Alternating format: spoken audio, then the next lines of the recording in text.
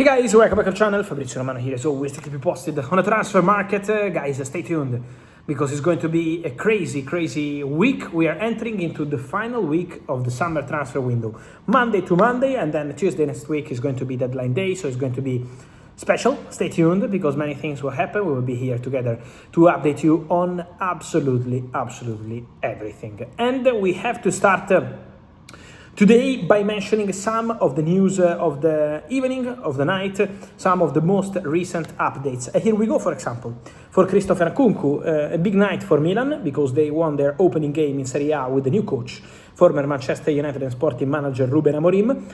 Rafa Leão was out, but the here we go is for Christopher Nkunku, who is leaving AC Milan and joining Leipzig. The deal is agreed. It's a loan deal, 3.5 million euros plus a buy option clause not mandatory under 30 million euros. So former Chelsea striker returns to Leipzig. An exclusive story of the day, Leipzig bidding for Matias Fernandez Pardo from Lille, but at the moment Lille have no intention to accept around 35 million euros. So new proposal would be needed in order to get it done. And then watch out for Rafa Leão. Watch out for Rafa Leão because there will be movements this week. His agents, his lawyers, Jorge Mendes as well, all working to find a solution because the player is up for sale. The player remains available on the market, and around Leão there could be movements. There is interest from Turkey, interest from Saudi. Let's see if some European club will try to get a deal done with AC Milan, but Rafa Leão could be one to watch in these final days of the summer transfer window. Again, today was not available due to injury, but in general, AC Milan position is clear. The player is available, the player is on the market, and so we have to follow this situation. Opening game also for Barcelona, the Spanish champions in La Liga, were facing Elche 5-0. Beautiful news for Barcelona. Adeyemi debut, goal. Also Anthony Gordon debut, delivering 2 assists. So very good impact for the Barcelona new players. And also for Barcelona, good luck to Pablo Gavi, who suffered an injury. We have to see what happened there. But then, after the game, Hansi Flick, speaking about Alejandro Balde situation, well, Flick said on Balde, I didn't tell Balde, you have to leave the club. Flick said, I had a conversation with Balde and I told him, think about your situation, clarify your situation, and we'll speak tomorrow. So, what's the reality, guys? At the moment, Barcelona are open to selling Balde in case of good proposal. But Balde, I can tell you once again, is not pushing to leave Barcelona. So, or it's a top proposal for the club and a good proposal for the player, because Balde is not accepting anything.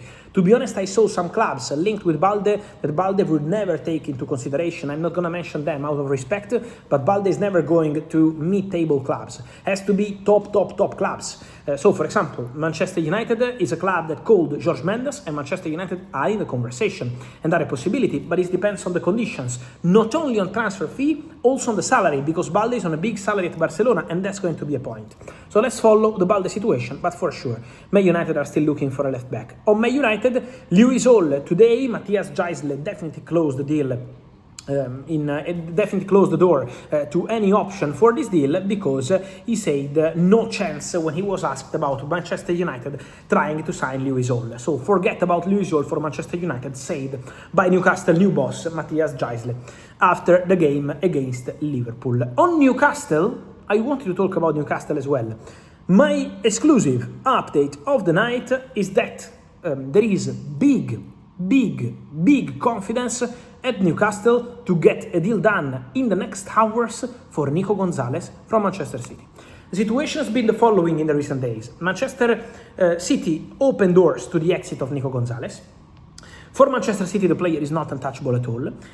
In the Sunday game, the opening game of Enzo Maresca at home, nothing changed in terms of midfielders because Nico Gonzalez was not playing and was not starting for Manchester City. So the message from the coach was quite clear. Imagine that Manchester City lost Bernardo, Manchester City lost Rodri, Manchester City lost Tijani Reinders. In this emergency situation, waiting for Boadi, he's arriving tomorrow, and waiting for the new signings, Nico Gonzalez is not even playing. There was Marguerite in midfield, so the message is clear, you can go. And Nico Gonzalez now understands about the club position. So despite Nico fighting to try stay at Manchester City, they are open to selling, and now Newcastle have confidence. My understanding is that the agreement Newcastle-Manchester City is at the final stages, and also the conversation with the player is now underway. So work in progress, is not a done deal yet. Newcastle want to be careful till the very end because it's not been an easy window. Newcastle fans know, but Newcastle are working hard on this one.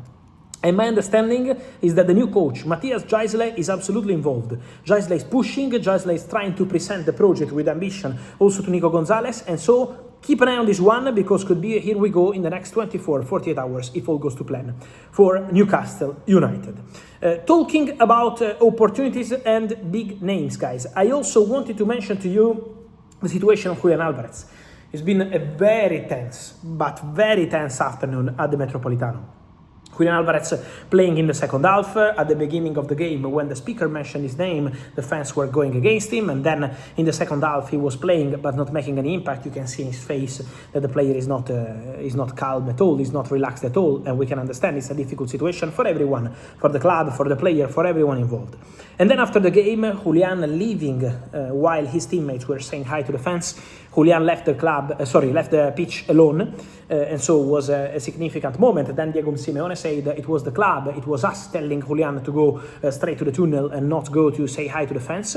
But at the same time, guys, the situation around Julian is tense. So it's going to be an important week, because Atletico Madrid insist on their position. They don't want to sell to Barcelona, but Barcelona, as of tonight, Sunday night, almost Monday, they didn't send any bid for any other striker yet. So this week will be crucial to understand if Barcelona will move on a different target or will keep waiting for a miracle on the Julian Alvarez story. So let's see what's going to happen there. And then don't forget about Arsenal, because my understanding, I told you in the recent videos and I keep telling you today, is that Arsenal financially believe internally they could afford a deal for Julian Alvarez. Especially if Gabriel Martinelli goes to Al Hilal and this deal is ongoing, the player is open to join Al Hilal, so Martinelli Al Hilal is possible. If Martinelli goes to Al Hilal, it will be extra money for Arsenal, and so financially Arsenal could afford a deal for Julian Alvarez. That's the feeling at the club. Even if the price is high, they believe they could strike an agreement with Atletico Madrid. The point is the player. The player till today never opened doors to Arsenal. But Arsenal are still there, following the situation. If Julian changes his mind and decides to open doors to England and to Arsenal, Arsenal are still there. Arsenal are still watching the situation. So still watch out for Arsenal and Julian until the end of this summer transfer window, in case the player change his position. And then, guys, just to close this video, a quick one by mentioning also Nicolas Jackson, because this week also for Nico Jackson is going to be busy. There is Aston Villa attacking because Ollie Watkins is very close to joining Al Hilal, and so Aston Villa are trying for Nico Jackson. Also Atletico Madrid, regardless of the Julian Alvarez situation, Atletico are trying for Nico Jackson and are prepared to make a big sacrifice financially to try get Jackson. So it's going to be a big battle for the Senegalese striker, but for sure leaving Chelsea on a permanent deal. Chelsea are not loaning the player. Permanent or nothing. This is Chelsea position, and so let's follow this one together. I will see you soon, guys. Thank you, and see you on the channel. Ciao.